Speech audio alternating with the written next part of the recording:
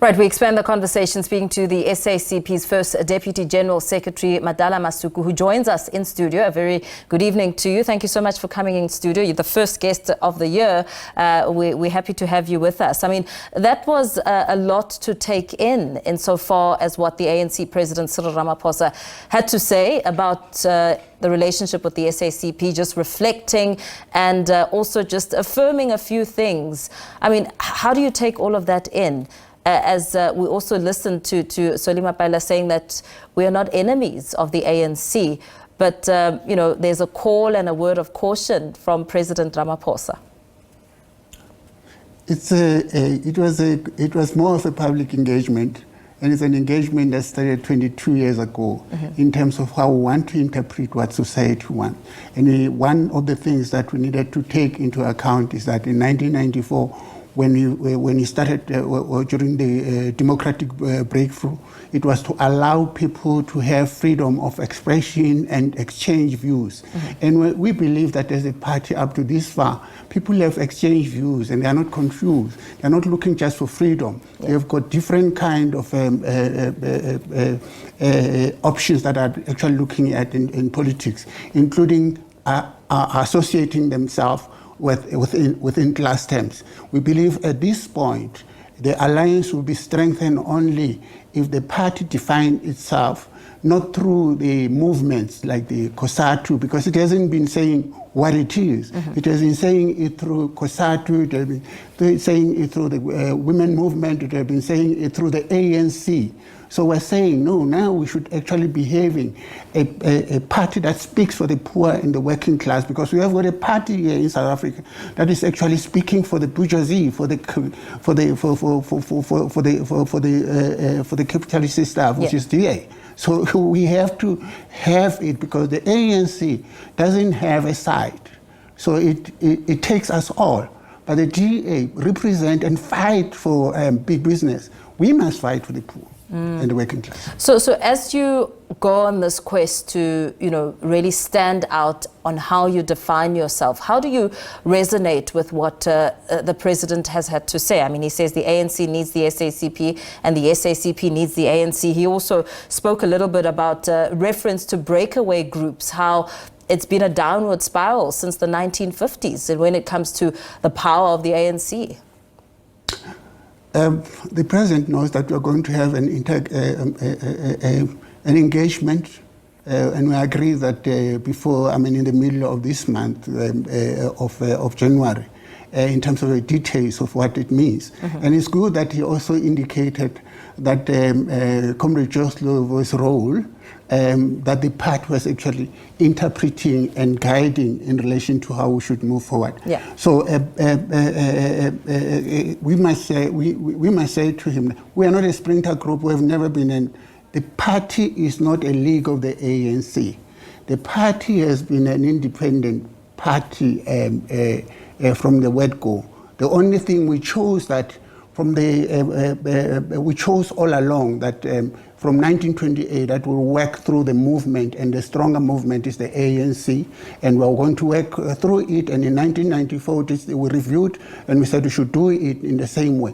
Now we're saying no, it will never work at this point. If we can assure you, if we continue to work the way we work, the alliance through the ANC might even have go towards 17%.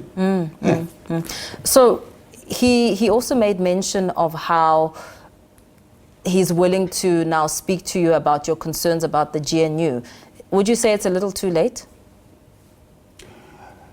We didn't say that because the engagement can still continue, and as long as it's open to understanding where we come from, and why we say it was not a good move to actually take to actually incorporate the DA within the GNU, because the reason why we say so is because they are having a conflicting direction, and that's why even now when you look at all the parties that are inside there, all the parties have never had them in conflict with the ANC, but it's the DA that is always in conflict with the DA, with the ANC, because their interest is very clear. It's like us, we're sectoral. The DA must accept that it is sectoral. It is actually representing big business. We are representing the poor. And the ANC is trying to balance the two and get both the big business and the poor to work together for the future. Yeah. And they have got now a conflict. And that's why the DA even wanted to review policies that have actually been agreed by the people, that have been advised by the people. The NHI, the BILA Act, those were processes that were done, and they wanted to stop them because they believed it's arrogance of them, the support of big business. So far, seemingly the ANC has remained resolute on those bills that you speak and make mention of. What are you hoping that this discussion with the president will result in? Yes, you'll get a chance to air your views. Then what? The discussion that we'll be having with the president and also with the ANC, it is going to clarify what is it that we believe will assist South Africa into the future.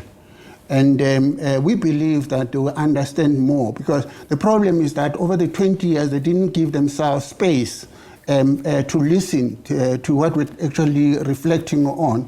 And when we have that meeting, we think that they'll be able to understand it even more. But they must come with open mind. Mm-hmm. If they don't come with open mind, they'll have it difficult. And that's why today what does an open mind look like? That's why today I was talking about Joe Slovo's role in terms of influencing this. It's because O.R. Tambo was actually open in relation to the input that were actually done, or was actually made by Joe Slovo mm-hmm. and the team. So as you make mention of coming to this meeting with an open mind, what would that look like? I mean, we're heading into the second year of the GNU. Well, the first year, come May, of the GNU. What would an open mind look like at this point in time when we've seen the president going abroad, speaking about the GNU, which represents a renewed, refreshed South Africa ready for business? Yeah. The open mind that we're talking about is for him to understand that the ANC, yes, is not sectoral like us and the DA.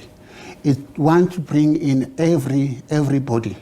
But in that process of bringing in everybody, it has got a danger. Because, you know, if you listen to the response to positive things in South Africa, mm-hmm. you'll hear that they'll say, because of the GNU, the rating agencies are putting us positive. Why should it be the GNU? Yeah.